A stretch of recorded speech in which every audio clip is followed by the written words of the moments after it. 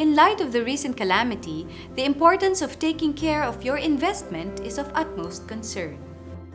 I'm with Ms. Celine Santa Ana, Senior Vice President of BPI Family Savings Bank.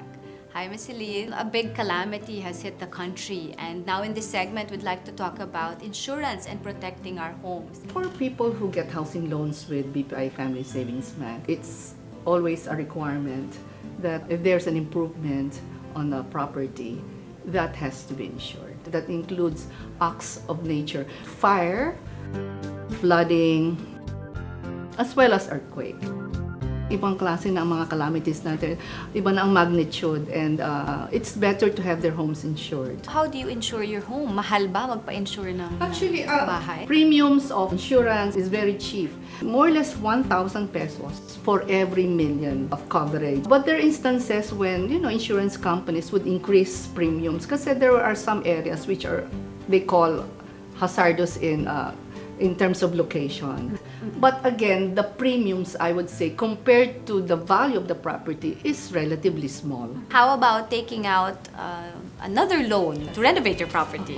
If you have a house already, it's under your name, and assuming it's clean, you can take out a loan to do a renovation or further construction of the place. For minor renovations, you want to put up additional fence or an extra room, which will cost less than 1 million. Sometimes the banks don't really need a bill of materials for that.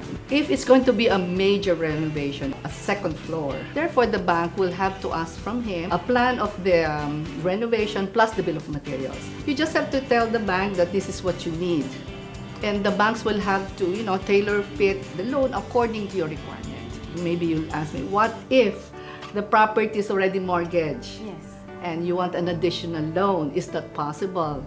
Pwede rin. As long as they tell the bank that I need additional money for a renovation or construction of an additional structure, depending again on the type, maybe we'll have to ask him for building plans and bill of materials, and then we will evaluate whether the desired amount is really still within his capacity to pay. For the areas which were hit by the calamity, we're really trying to assess the area and seeing how we will be able to help people that we have given housing loans to. We should be able to come up with an offer. The banks encourage people who are now having difficulties in servicing that loans to go and see them because banks will have to approach them on a individually or on a case-to-case basis. Banks in general, they're to help. They're not to, to push borrowers to continue paying when we know, in fact, that they can. So thank you once again, Ms. Celine, for all your help. And we hope to see you again real soon. Thank you. Thank you too.